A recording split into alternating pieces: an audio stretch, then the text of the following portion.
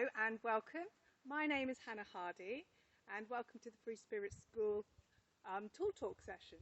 So today we're going to be looking at how to make magical fairy houses. So here are some that our beautiful little pixies have made earlier, and they've painted them up and made them really magical, ready to be put in the forest for all the lovely invertebrate and for the birds to feed off. So we're going to put these aside. So we're going to be using two tools today. One being the bow saw and second being the loppers. So to introduce the bow saw, here is the handle, and here is where we hold the bow saw, and here is the blade, and it's got a safety cover on. So I'm going to carefully remove the safety cover, and this is how I put the safety cover back on. Now, when I'm walking with the bow saw, I hold it like this, and I never run with any of these tools actually. And if I'm wanting to pass it to somebody, I'm going to offer them the handle so that we can pass that in a nice, safe way. When I'm not using the bow saw, but it's not ready to be put back in the toolbox, I'm going to have the blade facing towards me and the handle facing away.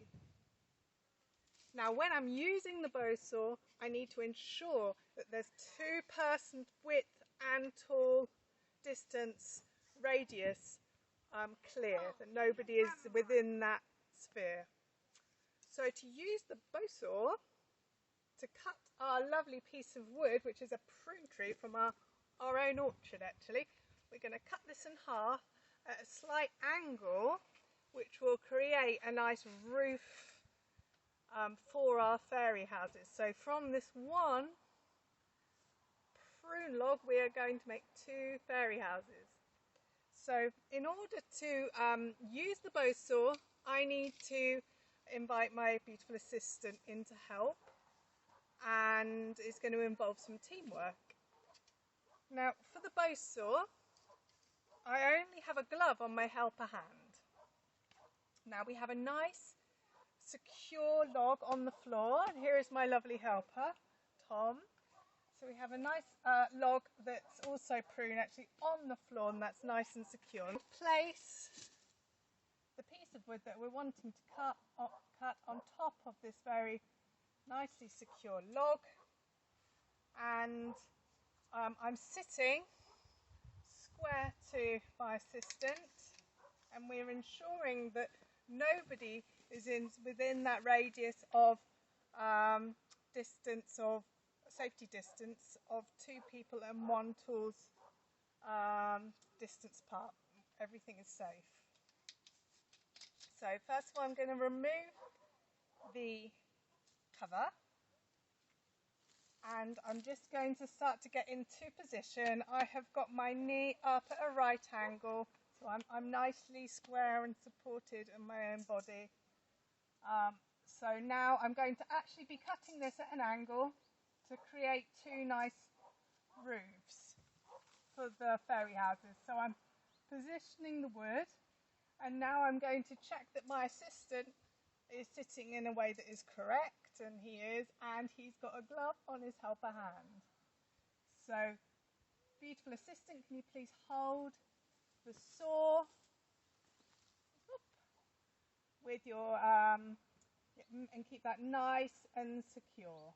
Okay, so he's got that now, and now I'm going to place my hand, as my assistant has done, through the hole of the bow saw here, and we're both holding it, and this will give it a nice grip just to get that initial cut that we need on the log. So we're going to pull. I'm going to give the instruction of when we're going to start. I'm going to pull, and then my assistant is going to pull. We're not going to push, because this can create a bit of a snag on the saw. So we're going to do this just until we get the depth of the saw. So, are you ready, assistant? You feel nice and secure? Okay, so pull, I'm pulling towards me, and then you pull, I pull. We're using a full breadth of that blade. Pull, pull, pull, pull, pull, pull, pull, and now I can see that the blade has gone down the length of depth into the wood. So now I can ask my assistant to hold it on their side, and I can hold it on my side. And then when you're ready, assistant, you can hold the other side. Make sure we're all in a good position. And when I say start again, I'm going to pull towards me. Pull, pull, pull, pull, pull, pull, pull. And there we go. We've got a nice clean cut for those fairy roofs. And I'm now going to cover up the blade of my bow saw. And now that I've finished using it, I'm going to put it away in the designated area back into the toolbox. So the loppers, here are the handles and here are the blades. And when I'm walking with my loppers, I hold them like this. When I'm passing my loppers to somebody else, I offer the handles. When I am sitting down, the blade of the loppers is facing backwards and the handle is facing forwards. I do this, I use the loppers with no gloves.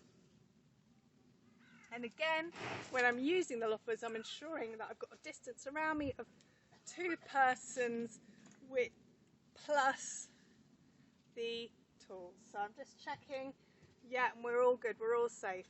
So, out of our plum tree, we have created the base of our fairy house, and we now need to make a little chimney for those fairies to keep nice and warm in the winter time.